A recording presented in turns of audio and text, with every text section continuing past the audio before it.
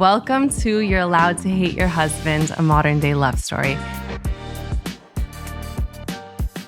I am Remi Stern. I'm a relationship coach, and we are going to talk all things relationships, from being single to dating to being engaged, married, because who you marry is the most important decision you will ever make. It is the person you go to bed with every single night, wake up with every single morning, share finances with, eat a lot of meals with. And guess what? When two people are deciding what meal to eat one night, it is nearly impossible. And if you think about it, you are putting a man who has man tendencies typically, and a woman under the same roof, into the same house, and saying, figure it out. Figure out how to live amongst each other. Figure out how to build a life together. It is actually very counterintuitive to human nature and human beings. And we are often not given the right tools on how to be married, let alone how to choose that partner. Wherever you are on the journey, if you are single, if you are dating, if you are married, a lot of this, if not all, boils down to your relationship with yourself. And if that is strong, it will trickle into all aspects of your relationship, which is vital for a happy life. Esther Perel says, the quality of your relationships determines the quality of your life. And it is true. It determines the quality of your life. So why not do it with intention? Do it with knowledge and understanding, and be the best version of yourself so that you can show up in a relationship as the best version and make that relationship amazing. So we are going to talk all things relationships. I care so much about this because unfortunately, I watched my parents go through a horrible divorce. And it is painful for the couple, and it is painful for the kids. And I made it my life mission to teach people how to be in a healthy relationship so that that doesn't happen. Because if you look at it, at the rate we're going, I think it's 50%, if not more, of the country is divorced. And I'm assuming when somebody is getting married and saying their vows, saying I do, however their customary way is to get married, they are not thinking, this is my first marriage. They're not thinking, this might end in divorce. But the rate we're going with the statistics we have, more than likely your marriage won't work out. And that is a very sad statistic for the couple, for the kids, for a lot of people. And I care so much about turning that around and teaching you and teaching people how to be married and how to be in a healthy, loving, giving, respectful, exciting, fun marriage, because this is our one life. Don't you want to have fun? Let's change the rhetoric of, when you get married, your life is over, and that marriage expands things. It is amazing. It enhances all aspects of your life. So on this podcast, we are going to talk with people who are just like you, whether they are dating or married. And we are going to get advice from those people on how to enhance your own dating and marriage journey through their own experience. We are going to talk to professionals in the field, other relationship coaches, other dating coaches, other marriage coaches, people who have really studied this and have amazing life-changing insights. I am so excited for you to hear from these people. We will also have conversations, me and my husband, Jonathan, who is the most amazing person in the entire world. And I am so lucky to be married to him. It is hard work, marriage. My mother-in-law said to me on my wedding day, marriage is the hardest job you will ever have. And it is true, but it is the most rewarding, heart-opening, soul-finding, beautiful, fun, amazing thing in the entire world, especially with the right tools to make it that way. Because again, if you are feeling like, oh my God, how do I, whether you're dating, in fact, how do I find this person, or you're married, how do I stay with this person? If you're thinking, what am I doing wrong? Everybody else has it right, then you are in the right place, because trust me, nobody knows what they're doing. Everybody is feeling the way you're feeling. And it is time to really gain the tools to have an extremely strong foundation in order to build a life with. And I came into this, I discovered this through hardship, through seeing what, unfortunately, a failed marriage can do. And I experienced those hard feelings. I've experienced the hard feelings in marriage. And because of that, I care so much to help other people through it. In this first episode, you really get to know me and Jonathan. You get to know how our marriage works, our dynamic, and see how we met and how we got to where we are today. And we're going to give you a lot of great tips on dating and marriage to take with you today on how to live your best life. So if you are in a happy, loving relationship, you are going to live a happy, loving life. And being in a happy, loving relationship is not an innate given thing. It is a learned skill. Loving somebody is actually a verb. It is not a noun. So we think sometimes that we might have fallen out of love with someone because we don't feel the love. That's a noun. We don't feel the love inside of us. But love is not, in a marriage, is not a noun. It is a verb. It is about consistently showing up and being love and giving love. And that goes for yourself as well as for the other person. If you want to be happy, it's not innate that you're going to be happy. You have to show up and make the decision. Make the decision to be in love. Make the decision to be happy, because it is an everyday decision. And if you were wondering why this is called You're Allowed to Hate Your Husband, it is not because I want you to hate your husband. It is the exact opposite. We are going to show you what it really means to love somebody so deeply and fully, in that unconditional love for someone. And where the title came from was, one day I was on my phone and all of a sudden Michelle Obama pops up on a talk show and she said, I hated Barack for 10 years. And I said, huh? Michelle hated Barack for 10 years? Does that mean I'm allowed to hate my husband sometimes? And then any time that he would do something and I'd be like, this is so hard, I would remember that Michelle said that and I would start laughing and it would lighten the mood. And it just made me realize that life is lighter than you make it out to be. And when I started laughing, whatever I was annoyed with fell away. So that is what I want for you. I want for you to choose a partner that is going to make your life better, who is going to push you and challenge you and excite you, and really build a life of purpose and meaning and love. I want you to choose that person, and I want you to stay with that person. I'm so excited. Please hop right in, listen to this episode, listen to this series, and we are so excited that you are joining us here. Okay, I'm so excited. I think you were born to do this. I really do. Do you want to know why? I think you are actually, for 20 plus years of your life, a professional dater, and you should be paid to make dates, and you should be paid to know how to date, and you were a professional dater for 20 years for this exact moment to have a podcast. I was for 20 years a very successful dater. My God. However, I wouldn't say a professional dater. Okay, it was just one of my things that gave me a lot of enjoyment in life. And I happen to be very talented at it. Well, you literally looked for girls like you looked for deals on Facebook. You would look at 1,000%, yes. An enormous amount of my time was, a good amount of my time was spent either looking for a life mate or a fun Saturday night experience. Oh my God. That's wild. So there was two categories. There was life mate and there was fun Saturday night, right? Yes. If you're looking for a wife, which is a beautiful thing to do, timing comes into play. Where you are in your own life comes into play, a lot of factors.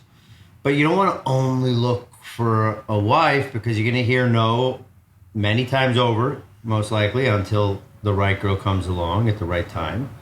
So instead of hearing no all the time, being depressed and letting yourself down and just being sad that you're not finding that winner that you want to spend the rest of your life with, go have a little fun, go dance, have something that's meaningless, and stay up late and have one too many drinks. And there's a lot of fun in that. Okay, first of all, before I answer or ask my question about that, can you just tell everyone how old you were on our first date? 37 years old. Okay, 37. So you had, let's put it 20 years of dating before you settled down. Yes. And I have so many questions in there because there's just so much goodness. But first of all, like you're saying, there's these two categories. There's the Saturday night fun, and there is the wife. And I think it's like one of the most typical questions girls have is, how do you make it into the wife category? Because nobody wants to necessarily be the Saturday night fun. And you, of course, a guy is gonna say what they need to say and do what they need to do. And every girl's gonna, and is, for somebody, of course, the wife category. Like, how did you determine which night it was? Okay, so first of all, we can get to that question in a little bit, but I think we need to rewind, and you need to put yourself in guy's shoes for a minute. You show up to a date on a Saturday night. You then realize, I don't see myself spending the rest of my life with her. You usually know within 5 minutes whether it's like she actually really has a chance, or whether it's like, okay, she's very nice, but just like I'm not spending the rest of my entire life, 50 years plus, building a family and spending 24/7 with this woman. So you know within 5 minutes if she's going to be the one or not, or at least if she has a chance to. If she's not, does that mean you just get up and leave, cancel your appetizers, your entree, your dessert, and just go home, or go to the office on a Saturday night, or go meet up with your buddies? No, you have a date, you enjoy yourself, you hope for the best. Sometimes it takes a little longer for you to qualify. It's not always 5 minutes, but you realize that once you invest yourself or you commit yourself to a date, you might as well enjoy it, right? So a lot of times, a guy, after 1 drink, 2 drinks, or 3 drinks, even if he knows he's not, okay, he's not gonna marry you, he's still gonna want to potentially get you back home so you could dance a little bit, have a little fun, and then he could tell his boys a fun little story on Sunday or Monday morning, and like that's just totally understandable. I think that's nature. So now that you understand a guy's mentality, you can then potentially answer the question a little bit better yourself. Oh, for sure. It's every girl's question is like understanding what the guy is thinking. And I think for a woman, and this might be controversial to say, I think it is very rare for a woman to enjoy a one-night situation. It's just not built in us. And it makes sense, and I heard this once upon a time, that biologically, and again, this might be out there, but men are meant to, procreate and out there and kind of like boom, boom, boom, and that's the way their body is built biologically. Whereas a woman, biologically, with this decision of who she spends her night with, she could have the repercussion of a 9-month situation, like being pregnant. And of course, it's a beautiful blessing of a situation where we're going back to like, let's say like hunter-gatherer times. Like you've got this 9 months of a decision you've just made, and then the rest of the baby's life, so, and the kid's life. So for a woman, I don't think it comes with just like, for the most part, typically just enjoying a one-night situation. We are typically evaluating the guy, and thinking, we tend to be internal creatures too, like maybe overthinking the situation as we always think we're overthinking it. Is he texting me? Is he not texting me? Does he like me? Does he not? Did he see it as a one-night thing? Does he see it as like, we're constantly thinking about it. And if that's the case, men immediately put you in one box or the other box. And every girl is and wants to be in the wife material box. How do you deal with that? How does a woman feel like and become wife material? Okay, so there's a lot to talk about, but first of all, I am who I am. I'm unique, and every guy is different, and every guy is unique. Okay, so I might have my story, my path, my journey, but to each their own. Every single one of my friends, there's a lot of us that have similar desires as to what type of girl we want to end up with, okay? But everybody's kind of looking for their own match, their own partner that they want to spend the rest of their life with. And not everybody's looking for the same thing. So how does a girl who's dating, yes, I'm going to answer two questions. How does a girl become one of those girls that ends up being in the box of wife material? Every guy's looking for someone else. So I think it's more important instead of asking, how do I get into a guy's wife material category? I think all females should go on dates and think for themselves. Forget the guy. Who do I want to spend the rest of my life with? Does this gentleman who I'm sitting across the dinner table, is he someone I can respect, someone I can adore, somebody I can fall in love with, someone I can build a family with, someone I can trust, someone who I hope is going to be honest with me, someone who could be intimate with me, whether it's behind closed doors in the bedroom or whether it's just in the living room or on the couch or in a taxi. You want somebody that you can connect with. So you should be going on dates instead of with the objective, you meaning women, instead of the objective, how do I get into this guy's wife category? Let me put on that dress and put that hat on. You should be thinking, is this someone I would be happy spending the rest of my life with and giving my all to? It's brilliant. Despite the title of this podcast, this is literally why I love you. So bravo, husband. And this is exactly what I tell my clients. And ironically, you kind of inform me on everything that I tell my clients, if I want to accept that fact or not. But it's true that, okay, men think one way. Good for you guys. You guys are animals and disgusting. Absolutely, and we love it. Okay, so have fun. It's kind of that idea of this locker room talk. Like the way that you talk to your guys, just don't you ever dare talk to me that way. Sometimes I find it funny, but for a woman on the other side, where it might be a more, intricate, delicate, and complicated situation. Men, it's a little more point A to point B, and that's part of the masculine and the, feminine, and they complement each other beautifully. And of course, some women have some more masculine, some men have more feminine. Like there's all types of things, but in general, there's the way that men think, right? It's the point A to point B, putting things into box, very simple. And then there's the woman's side where, like you said, say if you're dating, you show up on a date and all you need to think about is, I am looking for my life partner, or I'm looking to have a fun time. And if for me, a fun time means a one night situation, okay, go for it, do it, but really tap into yourself and know if that's actually what you want, not just giving something away so that the guy likes you.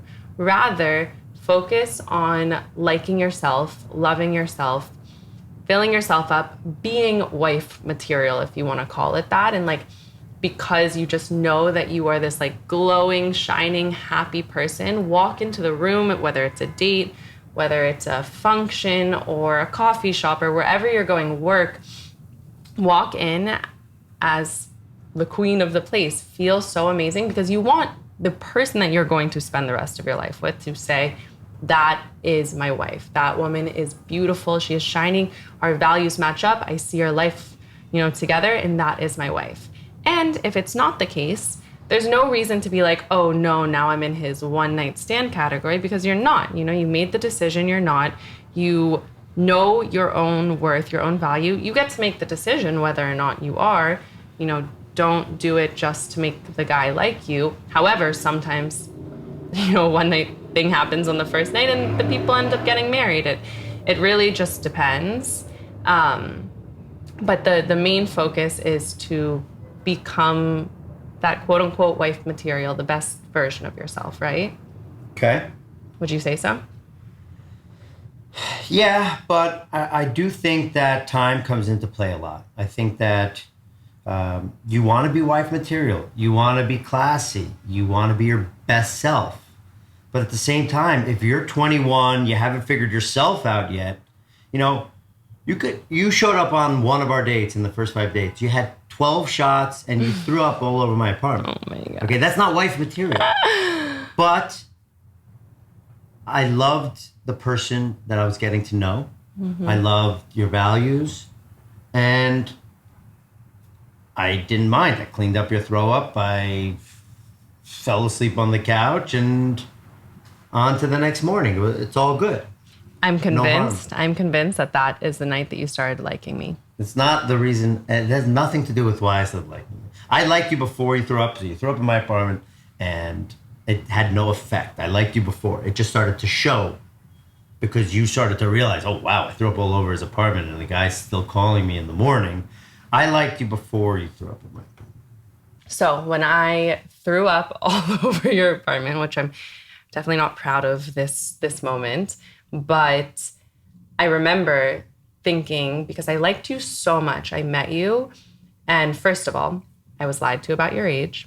I was told you were 32. We have a close to 15-year gap.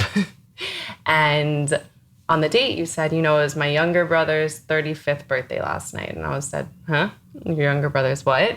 So you were older than me, right? And I wasn't expecting that. And it's one of those things that when you least expect it, that's when it happens. And what you least expect is probably what you're going to get. But we'll talk about that in a second. But I liked you so much.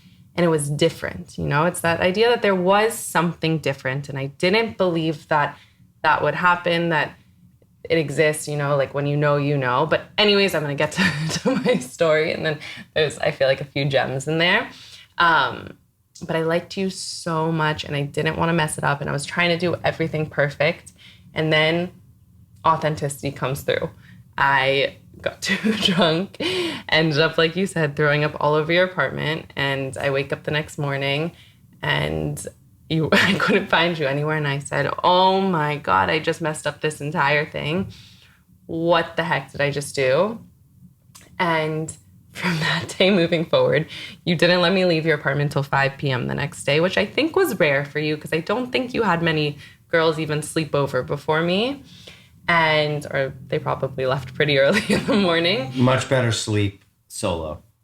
It's probably true. I'm not a big cuddle person. If you can achieve that. Yeah, nice night of sleep definitely helps. And I ordered breakfast because I was like, I have to do something to resurrect the situation. And I just remember it was so authentic after that, like humanity came through of just me being not perfect. I was not perfect in that moment. And you texted me that night, you've never looked more beautiful. And I said, guys, what is happening?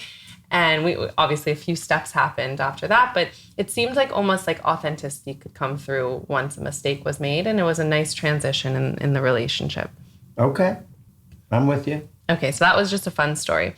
I think that a topic that also comes up for people is when you know. And I think and I speak to a lot of women because that's the field that I'm in and I'm around it.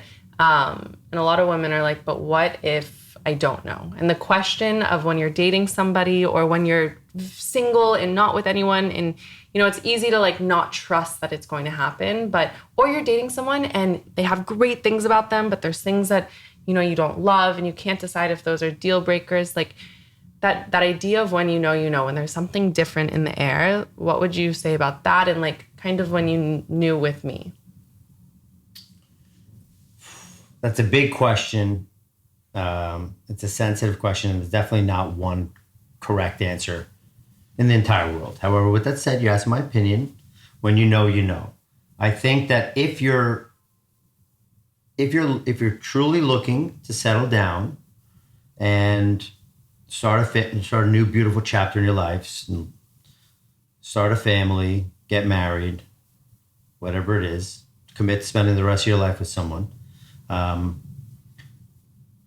think it is a when you know. Like if you're not sure, then you realize this after you find the one that you're happy to spend the rest of your life with.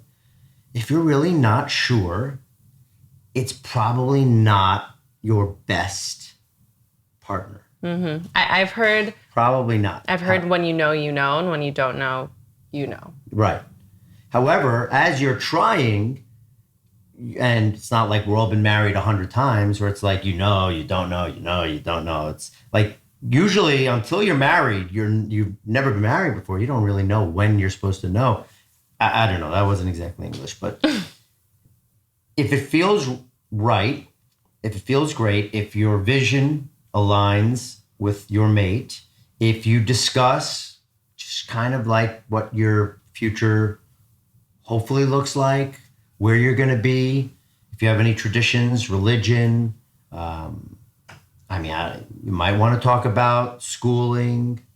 You know, if you're together and your visions align and you're in love and it all makes sense, that's it. You got it. Things can get in the way. You can get family's opinions. You can get, well, this makes sense, but I feel like something's missing. I mean, you got problems that are out there, and people deal with this on a daily basis. Yeah, and I think it's hard because nobody's perfect, right? So whoever you're going to meet or end up with, there's going to be something about that person that you just don't really like very much, right? And if you're looking for perfection, you're not going to find it. But when you're looking for Mr. Right, for lack of a better word, you'll find it. And there's that one, and very hard to describe, piece, which is that like that connection. Something connects. I think you've said it before of like the Wi-Fi connects, right? That Yes. spark, how would you describe that one thing that's like, okay, great, you know, your vision matches for life, your values match, but I just don't know. I can't get myself to feel that thing. Like, what is that feeling? Okay, so I've dated some amazing women in my past. Thank God I had a lot of really nice relationships. And I worked on them. Maybe it wasn't my timing. Maybe I wasn't perfect at the time. Maybe I was still growing up. Maybe they were, I don't know, maybe it was both of us. But I had some great relationships. And on paper, a lot of them made a lot of sense. But, sometimes a relationship just doesn't get to that next step. And the Wi-Fi, like you said, like I explained, it just doesn't connect. You just don't have Wi-Fi. You don't got the service. It's, like you just don't progress. So you're like, okay, well, listen, this relationship like made sense. Wasn't perfect. It was okay. It was great. Whatever you want, whatever type of relationship you're in. And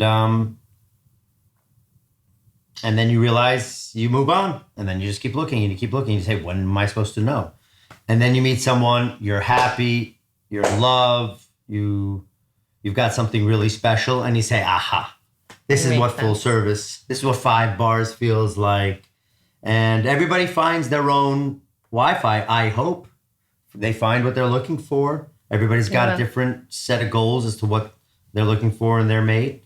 So I hope everybody finds, their partner. Yeah, it's funny because if you just look at like relationships, if you look around, maybe relationships you've had, I feel like they kind of fall into 2 buckets of like one that feels really good, right? And you love each other and you have fun and, all is well, right? But when it comes down to like how to raise a family and the values portion, and that doesn't match up, that's like a big portion of it. You're marrying someone. You're not, feeling good for the rest of your life is wonderful. But when you get 10, 15, 20 years down the line and real things come up, there becomes a huge issue. And I would almost say that that's probably our biggest issue in our culture today. And I actually had someone describe it to me before in Jewish terms, that our description of what a soulmate is not exactly correct in terms of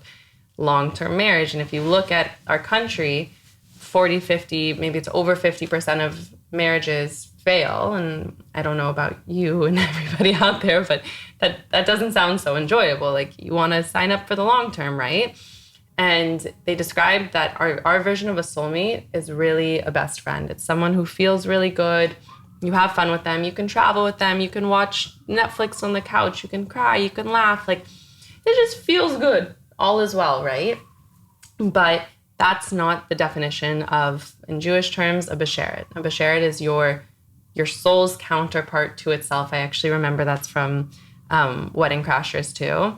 It's a quote from Wedding Crashers. It's like, you're looking for your soul's counterpart to itself.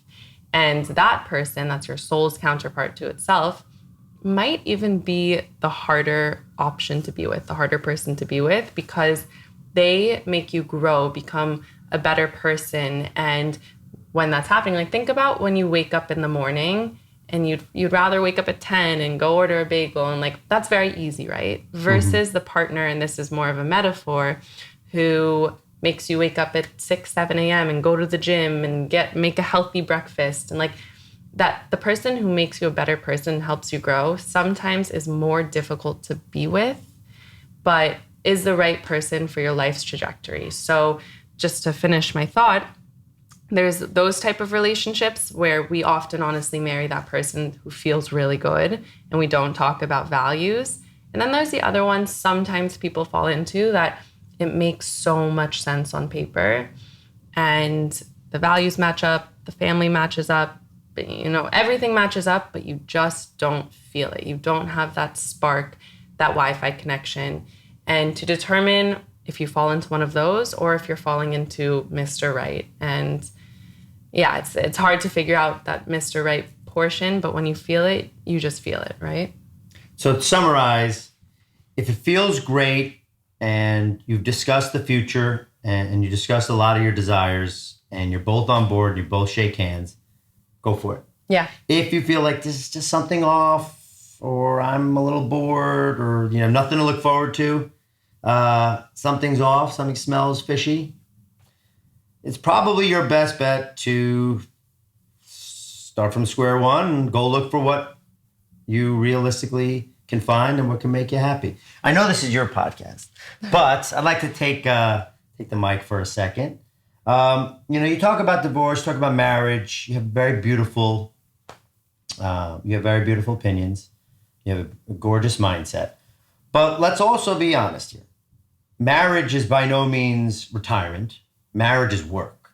Okay? You're not off duty once you get married. Aha, I got married, I'm done here. My work is done. You have to work harder. You have to juggle more. And it's not wiffle ball. Mm-hmm. You're in, as Jerry Seinfeld said, you're in Afghanistan now. You're driving the tank and juggling 3 kids and paying for all the bills and running around. You have no more freedom. You got a whole new schedule. You have freedom. I have no freedom. If I have freedom, can I go pick up my basketball and go to the park and go play ball for a couple hours? Well, no, not today, but sometimes you do. I never have Jonathan, freedom. you play basketball I clock out night. and I've got 120 minutes to get back in here or else police will be at the door. Okay, don't be dramatic. You're not in jail. You're chilling and you play basketball every single night. The happiest guy in the world, but I have no more free time. Oh my God. My calendar has completely did a 360. I can't go put on my roller skates. Hey, what are you doing? Going to play hockey. Okay, when are you going to be back? Dinner time, I guess. I don't know. It's 4 hours, 5 hours. What, are you kidding me?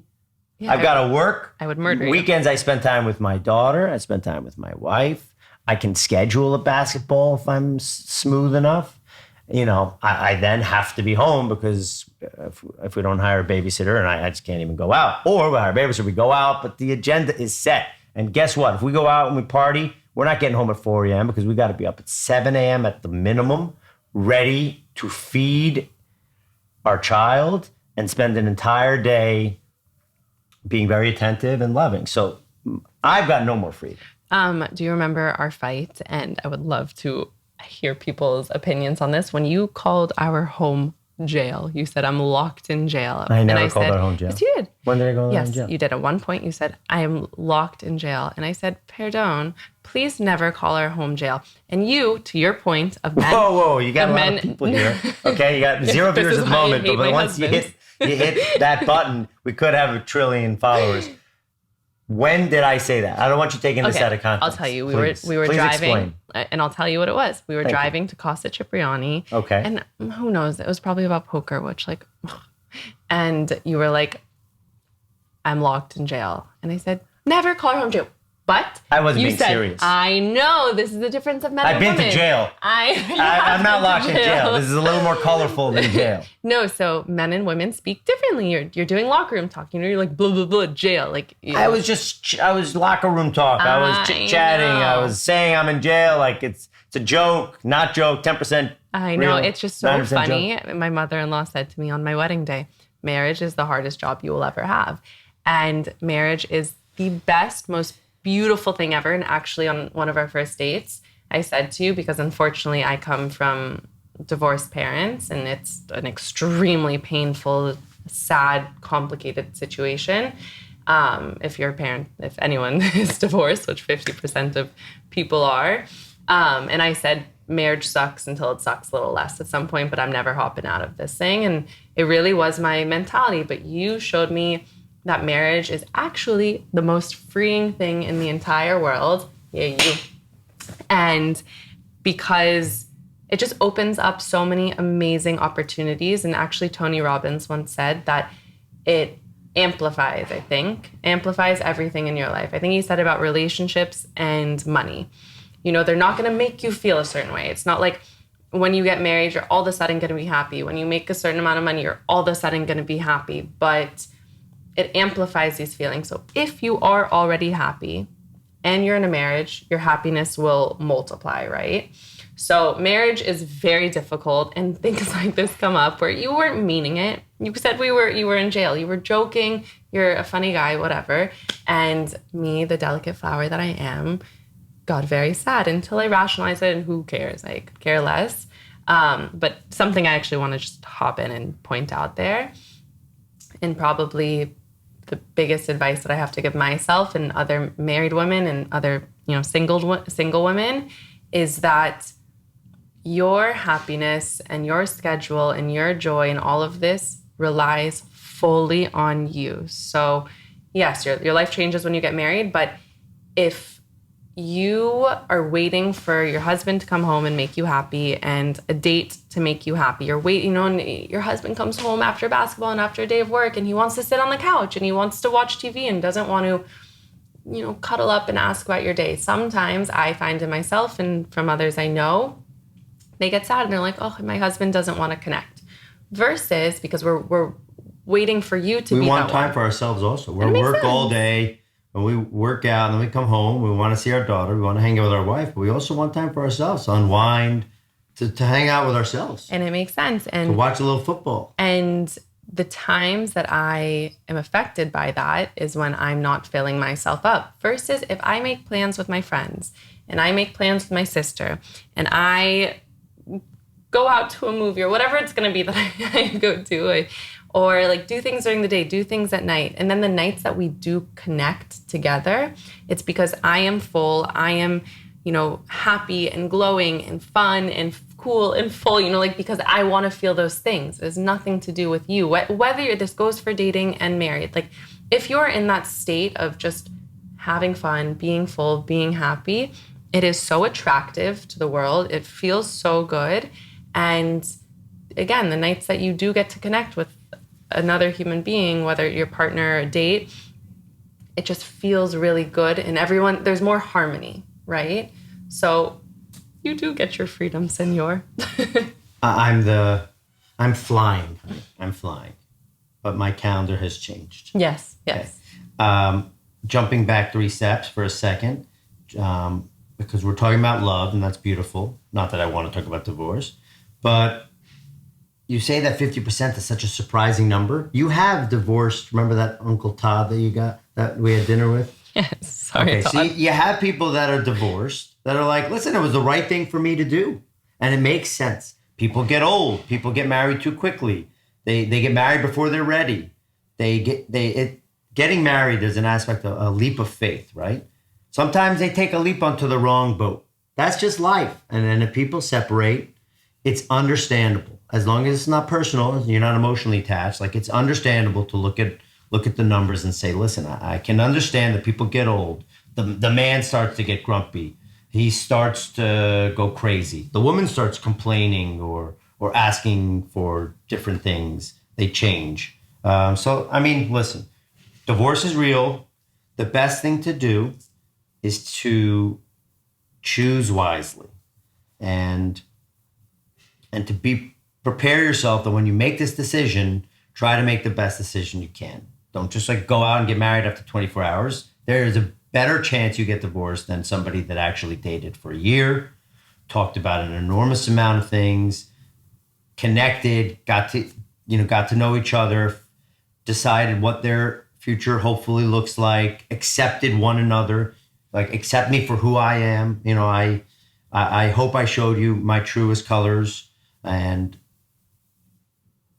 showed you the best of me. But at the same time, you accepted me. I accepted you with nothing but excitement. And, you know, and then you have a better chance to stay together and to be happy. I absolutely agree. And of course, divorce should and is in place for an absolute reason. Sure. However, I think that we don't have the tools and know how to be married. I actually think the generation above us, our parents, might have like gotten a little too excited about the whole divorce thing and didn't have the tools. So the minute they felt like, oh, I'm not happy anymore, we don't like the same things anymore, like that's going to happen. You're not going to be happy for the entire marriage, and happiness is on you. Actually, the name of this podcast, You're Allowed to Hate Your Husband, came up for me because there were moments that you would drive me crazy.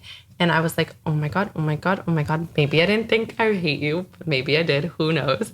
And I would be like, he's driving me crazy. What do I do? And all of a sudden, up on my Instagram pops Michelle Obama, and she has this cute little whole thing that she says, I hated Barack for 10 years. Okay, she hated Barack for 10 years. And all of a sudden you're like, wait, Michelle hates Barack, so I can hate my husband sometimes. And imagine if Michelle decided in those 10 years to divorce Barack, they wouldn't have this amazing, you know, empire and family foundation they've created. So it's not about being happy and loving the person all the time. Sure, it's great for that to be a huge portion of it, but in growth, in family, in day-to-day life, shit's gonna come up. It's gonna be tough. And to stick through, and kind of that idea of it's gonna suck until it sucks a little less, but you have to zoom out, you have to see the big picture and realize that you're in this to create the foundation for a family. And guess what? A family is the world to come. If you have 2 kids, those kids have a few kids. Before you know it, that's thousands of people below you that you've just influenced through being a strong foundational couple. It's not going to be easy all the time, but if you zoom out, you know why you're in it. But just following up on one thing you said, which is choosing the right partner. So another issue is I don't think people are given the right tools to be married.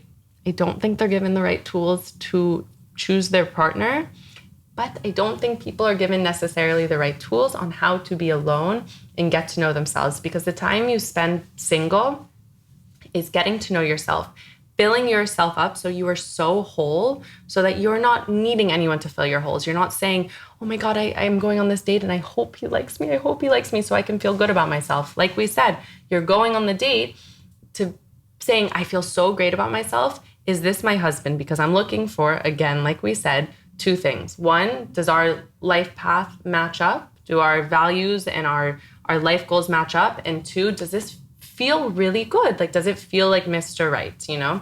And then once you're able to feel good, determine that person, continue qualifying them, because that's what dating is, continuing to qualify if this is the right person, recognizing they're not going to be perfect and accepting them exactly for who they are. And then once you sign that contract of marriage, you say, I am sticking with this person through happiness and through not happiness. There will be bumps in the road. Just out of curiosity, did you hate me as a husband or did you hate me as a roommate during these moments? Probably a roommate, because you make me be clean. Do you think all the time. I enjoyed living with you, considering that you never cleaned up in private? You go to somebody's house, you're like, oh, let me do the dishes. I'm the queen. I'm the best. And you scream at me. But then we come into our house, you throw all your keys, your masks, your socks, your shoes, your packages don't get opened up for a week. It's wild. I'm a neat freak. I'm organized. I'm clean. And you're a messy pig running around here. You don't think I wanted to throw your clothes out and you with it out of the window? Okay, but how am I doing now? Better. No. Yeah. You have 5 packages outside. Okay, because... You walk by them every day 100 times. You never open them. Because I'm taking care of our baby. Yes. You're going to use that excuse for the rest of your life that you're taking care of our baby.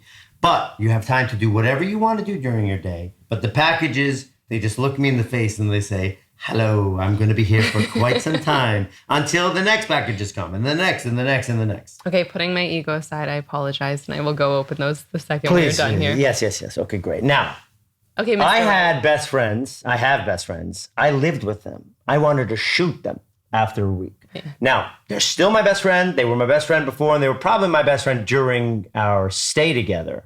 But living with somebody is not easy. No. So, and that has nothing to, I didn't say to my best friend, you suck as a best friend. I was just like, you suck as a roommate. Your dog is pooping all over the apartment. It's absolutely disgusting. That is very gross. He's probably looking at me like you're up till 4 a.m. with your buddies while, I hear every word of you partying. Like he wanted to shoot me while he's probably trying to go to sleep. I mean, living with somebody is difficult. It's very difficult. It's challenging. Marriage specifically kind of goes against all human nature, which is to live with one person for the rest of your life. It happens to be a man and a woman. They happen to maybe be separate ages. They happen to come from different worlds. And one's messy, one's clean. There's typically one in every relationship, so please don't make me out to be like this crazy monster. And I'm much better. By the way, I have improved you. You're much better. You started off here and you're here. Okay, so some improvements. I said you're better. Okay, but I have made you a significantly better person. Ask anybody. Yes, you have. Okay. 1,000%. Okay, amazing. So you see, we're here to improve each other. But marriage is difficult because marriage is beautiful, but it's work and it's yeah, please continue. Okay, so please tell everybody what your favorite thing about me is now. My favorite thing about you. Yes, about me, please. You really are a giver. You care a lot about making people happy. Not by making them just feel happy, but actually helping them improve their life. You're a really good person. You're a really good friend. And you care about a lot of positive things in this world. So that's one of the things that I really love about you. And then it's real. It's not just Instagram. It's not Levy by Remi.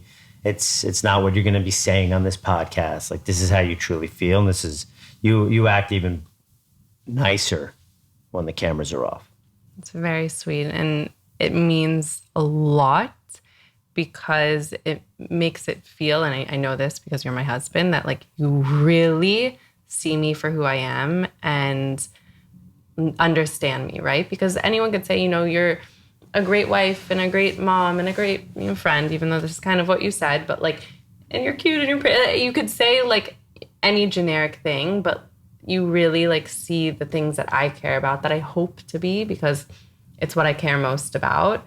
So to be seen for who you are and, like you said, accepted for who you are is so important. Would you like to know what I love about you? Oh, yes.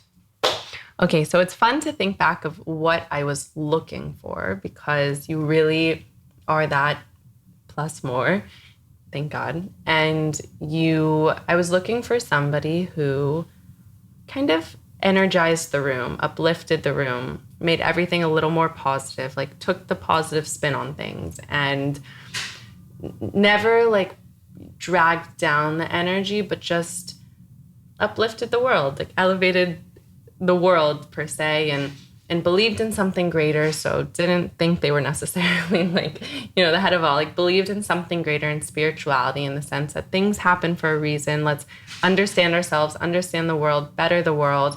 Family is everything. Just care about others as well. To have a foundation. I'm definitely forgetting a few things, but yeah, you really had everything and more that I wanted. Just fun, loving. And sometimes a funny thing is that my favorite qualities of you are in confidence and like loving themselves and loving it. That's another thing. But my favorite qualities about you sometimes are the ones that are like the hardest. Because there's times where like a hard thing will happen in my life and like I want to be depressed for a second. I want to be sad and cry. And you immediately show me why I shouldn't be sad about it. And in those moments, you're like, okay, but what if I just want to be depressed right now? And you don't allow me to in the best way possible. So you just bring light into the world. And that's actually something I hope to do. But you teach me every day. So thank you.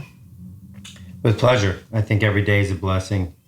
And even if you have a bad moment or you receive bad news or unfortunate news, be strong, move on, tomorrow's another day. You can work on it, but enjoy the blessing. Enjoy the sky.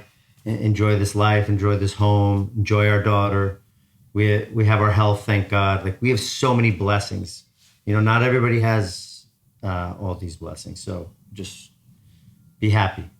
Yeah. Gotta and be happy. I think, gotta stay happy. I think you once told me that, you know, there's a moment that things were tough. And listen, they were tough.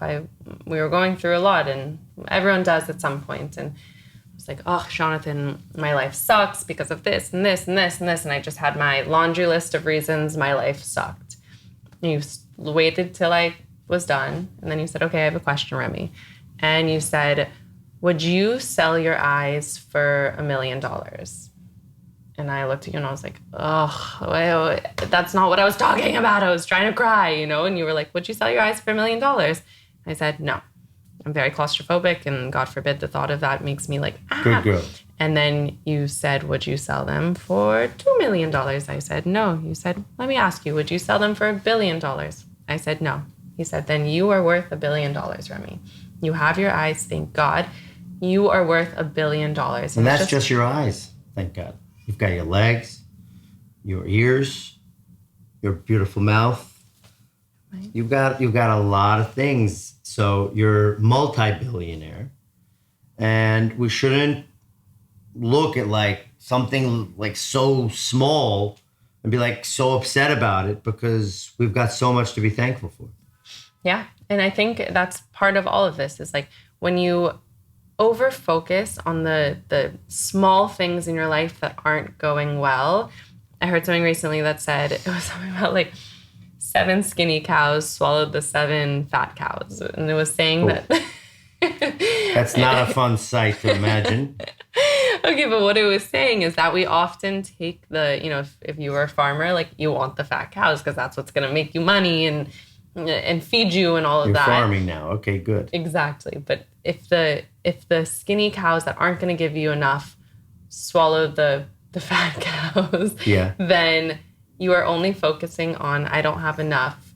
You know, the my life sucks, I don't have enough. Versus if you recognize, oh my God, so much is going well in my life. And to always want to improve yourself, improve your life, that's totally normal. But to recognize how far you've come, how much you have, and seeing every single day is half full.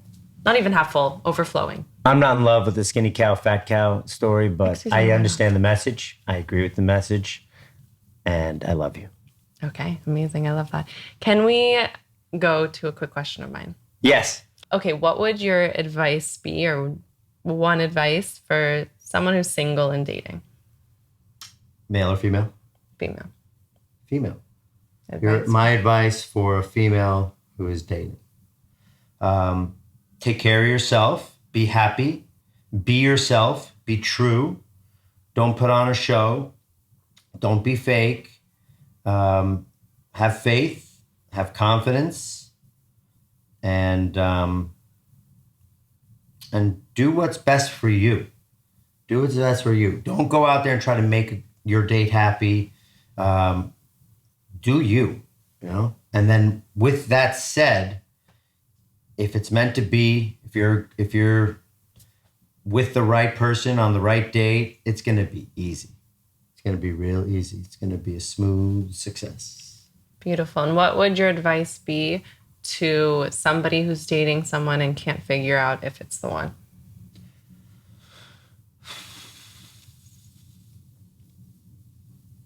You can get married. You could be happy. You know, it's not like we only have one person in this entire world that we can ever marry. But you have to weigh your options. If you can afford to kind of hope for better, then probably stand up, have a little respect for yourself, and or try to better the relationship. And if it doesn't improve, then, you know, kind of just hope that you'll find better. I think that if there's something a little bit off, then it's either not the right timing or it's not the right person. So nobody's ever 1,000% there, but if you're 90% there plus, you've got the ingredients. Just commit, and you're probably good to go. Amazing. Just to give an anecdote with that, how did you know when I was the one? How were you like, I'm going to buy the ring now? It felt right. It felt right. Was there a moment? I was happy to mentally commit, spend the rest of my life with you, start a family, God willing. And it felt like it was the right time to say, let's do it. I like that. I remember you giving an analogy about skiing. Can you tell me about that? I think what I said was that, like, when you're dating a good girl, you're on the top of the mountain and you just get off the ski lift and you're going, you're not fast, not going down the mountain yet, but you're like starting to gain speed and you're like, okay, starting to move. And that's what dating is in the first few dates. And, if the girl's the right partner for you and if things are right and you just keep going down the hill and you're faster and faster and faster and you just gain momentum, you gain speed. Once you're flying down the mountain, you're saying, this is really good. This is really good. If you're having doubts, if you're having issues, then you're probably stopping and stuff. So it's like you don't have the speed. But like if you really have the momentum behind you and you're feeling great, then and it all works and it's the right timing for you, that's when you know. Beautiful. And can you just tell everyone that I'm the best skier in the entire world? You happen to be a professional skier. Very really good. Skiing. I'm New York, pop, pop, pop, pop, pop, like this, and I'm very happy with it. However, you are a graceful, elegant, beautiful skier, and it's a great sight to see. You please teach our daughter how to ski I will. way. That seems pretty much like descriptions of our personality too. I am this beautiful and you are. I have no argument for you. I love that. And then last question, what would your advice be for a married woman? For a married woman, and again, every married woman is married to a totally different character, so to each their own, but make him happy. Allow your husband to be themselves, as long as they respect themselves, but also balance respecting the marriage, respecting the wife. Give him space. Give him space to enjoy himself. Men like to do the boys thing, do the solo thing. We like to spend time with ourselves. We also love to take our wife dancing, and we like to get drunk, and we like to stay in and detox. We're crazy guys. So as long as he's respecting you and giving you your time slot, let him have his time slot. You're living together, you're married, but that doesn't mean everything you have to do is 24/7 together. Give him his time to go wild. And then if that means having these boys over for backgammon and cigars and scotch, and support it, embrace it.